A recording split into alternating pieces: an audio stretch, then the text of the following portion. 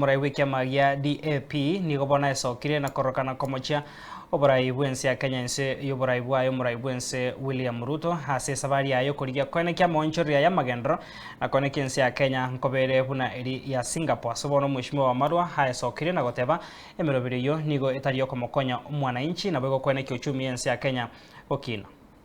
Tulipopiga kura tuliambiwa shinda ilikuwa wale walikuwa yule alikuwa tunabandilisha tuweke yule karibu na maskini, hata ikapewa jina naitwa nini, Hasla,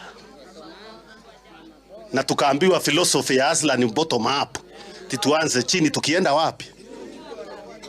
Kama vile ile serikali hiyo mnaambiwa ya Singapore, prime minister wao alikuwa anaitwa Lee Kuan Yew, yule alianza Singapore, aliweka ndani ministers wake wale walikuwa wezi.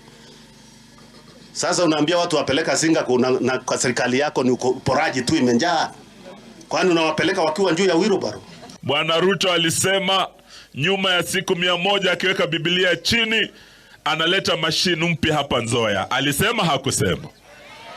Alisema nyuma ya siku 100 atalipa wakulima wote walioleta miwa Nzoia. Akasema wafanyikazi wote watalipwa. Alisema hakusema? Si mnaumia kama Wakenya wengine?